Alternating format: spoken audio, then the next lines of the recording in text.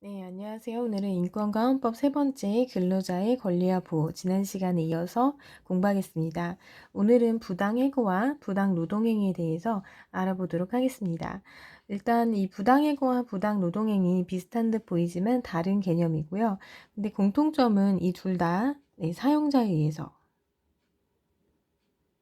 발생한다는 점입니다. 사용자 기억나시죠? 네, 근로자의 반대 개념으로 근로자를 고용한 그런 사람, 고용주를 사용자라고 합니다. 일단 부당 해고부터 알아볼게요. 그러면 해고라는 거는 근로 관계를 종료시키는 거예요. 즉 사용자와 근로자의 그 근로 계약을 종료시키는 것을 해고라고 하는데요. 앞에 부당이 붙었죠. 그러니까 정당하지 못한 방법으로 근로관계를 종료한다. 이 말은 쉽게 말하면 사용자가 근로자 자르는 거죠. 자르는데 뭔가 정당하지 않았다. 이런 경우에 부당해고라고 합니다. 부당해고는요, 어떤 경우에 부당해고라고 하냐면요. 일단 해고 사유가 정당하지 않은 거예요. 정당한 해고 사유가 없을 때. 또는 이 해고 절차를 지키지 않은 경우입니다. 그럼 해고 절차에는 뭐가 있냐면요. 이 해고는 근로관계를 종료시키는 행위인데요. 쉽게 말하면 자르는 거죠. 근데 자르는데 갑자기 잘리면 이 근로자 입장에서는 생계가 막막합니다.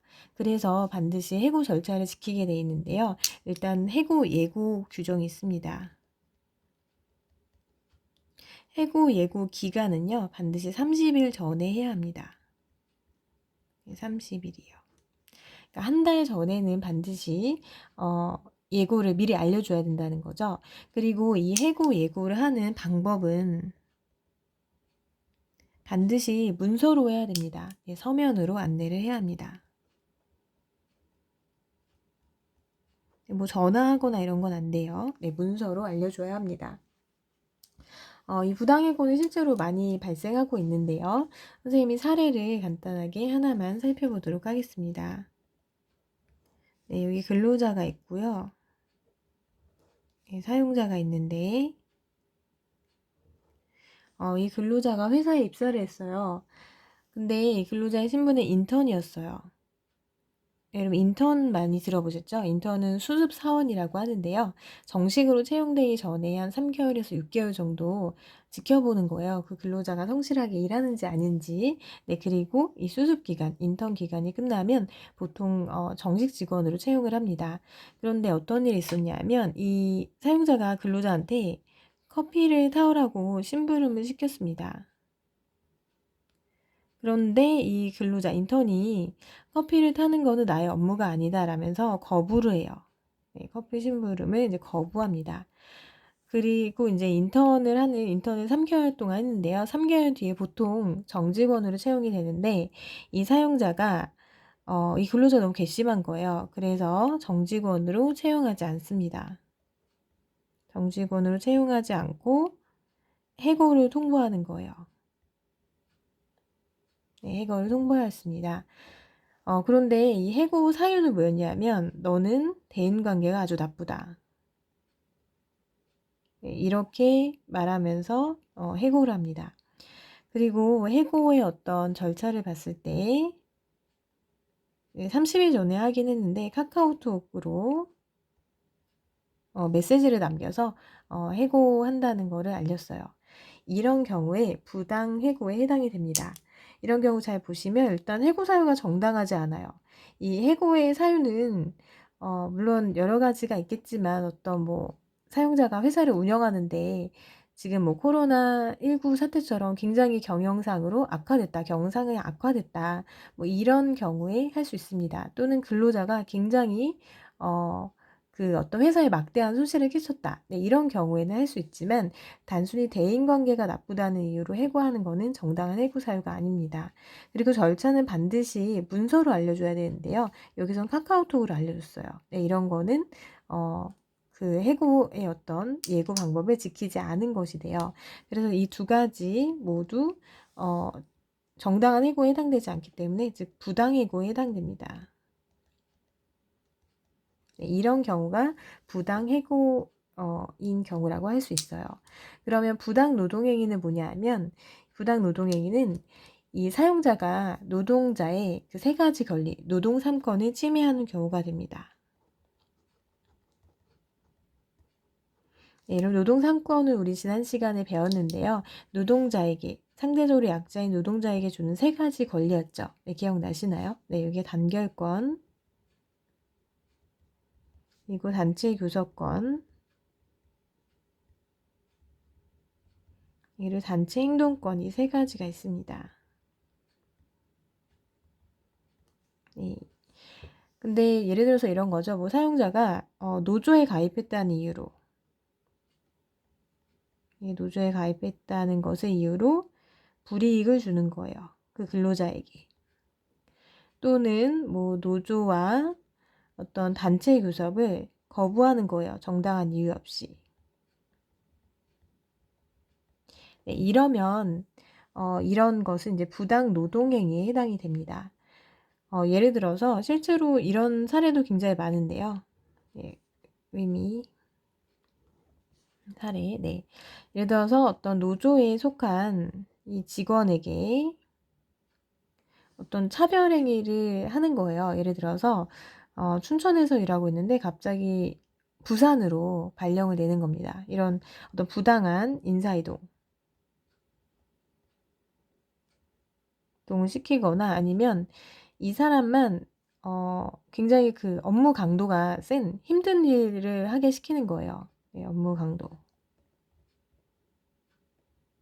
네, 뭐 사무직 직원이었는데 뭐 갑자기 뭐 창고 물류를 관리해라 뭐 이런 식으로 업무 강도가 센 업무를 주는 거예요. 단 이 직원이 노조 활동을 열심히 한다는 이유로. 이러면 이것은 부당 노동 행위가 됩니다. 아니면 이런 경우도 있어요. 이 직원이 굉장히 노조 활동을 열심히 해요. 그래서 굉장히 노조의 어떤 주 멤버예요. 근데 이 직원을 승진을 시켜버리는 거예요. 승진은 이제 좋은 거잖아요. 근데 관리자로 승진을 시켜요. 관리자는 이제 보통 회사에서 부장이나 뭐 이런 급인데요. 이런 사람들은 근로자가 아닙니다. 관리자에 해당이 되면요. 노동조합에 가입할 수가 없어요. 관리자가 되면 더 이상 노동자가 아니에요. 그러니까 당연히 노조 가입이 안 되겠죠. 그래서 노조 활동을 못하게 하는 겁니다. 승진을 시켜서 일부러. 이런 경우도 부당 노동 행위가 됩니다. 그러면 사용자에 의해서 이런 일을 겪으면 굉장히 억울하겠죠. 부당 해고와 이 부당 노동 행위의 어떤 구제 방법, 우리가 이런 거 당했을 때 어떻게 대응할 수 있는지 알아보겠습니다. 구제 방법은요, 이 피해 당사자가 둘 다 똑같아서 선생님이 공통으로 쓰는 거예요. 이게 뭐 노동자가 될 수도 있고 노조가 될 수도 있어요. 부당 노동 행위의 경우에는. 그러면 내가 부당 해고를 당하거나 부당 노동 행위를 당했다. 이러면 노동위원회에 신청을 하면 돼요. 이제 일단 지방노동위원회로 갑니다. 지방노동위원회에 가서 구제 신청을 하는 거예요. 내가 이렇게 억울한 일을 당했어요. 근데 중요한 거는 이 피해를 당한 날로부터 3개월 이내에 신청해야 돼요. 3개월이 지나버리면 신청이 안 됩니다. 네, 그래서 3개월 이내에 해야 되고요. 이 지방노동위원회 우리 춘천에도 있습니다. 네, 강원도 지방노동위원회 있는데요. 우리 학교 가는 길 근처에 있거든요. 네, 나중에 혹시 이렇게 간판 보시면 표지판 보시면 아 이거구나 라고 생각하시면 돼요. 이 노동위원회는 이 노사 분쟁, 즉 노동자와 사용자 간의 그 갈등을 빠르게 해결하기 위해서 만들어진 기관입니다. 네, 정부에서 만든 기관이에요. 근데 지방노동위원회에 갔는데 이 결정이 마음에 안 들어요. 그러면 이거를 이제 불복한다고 해요. 결정이 마음에 안 들면 불복. 네, 불복을 하면요. 여기서 어떤 결정이 나는데 마음에 안 들면 이번엔 중앙노동위원회로 갑니다. 네, 중앙노동위원회는 서울에 있습니다. 그럼 여기서도 이제 심판을 하는 거예요. 근데 이 중앙노동위원회 결과도 마음에 들지 않아요. 네, 여기도 결과가 마음에 들지 않으면 불복을 하게 되면요. 이제는 이 행정기관에서 처리한 결과가 마음에 들지 않을 때 우리가 할 수 있는 게 행정소송입니다. 행정소송은 이제 행정재판이랑 같은 말이에요. 우리 지난 시간에 인권 침해 구제 방법에서 행정재판이 있었는데요. 이거는 행정기관의 잘못으로 어떤 인권 침해를 받았을 때 우리가 구제받을 수 있는 방법 중에 하나였습니다. 즉, 이 노동위원회의 이 행정기관의 결정이 마음에 안 들면 가는 게 행정소송이에요. 그럼 재판은 우리나라에서 3심, 3번을 할 수 있어요. 그럼 행정소송을 하면 1심은 행정재판이기 때문에 행정법원에서 합니다. 근데 이것도 마음에 들지 않아요. 1심도 마음에 안 들면 2심을 하게 되죠. 2심은 어디서 하죠? 네, 2심은 고등법원에서 합니다. 근데 2심도 마음에 들지 않으면 네, 3심을 갑니다. 3심은 대법원에서 합니다.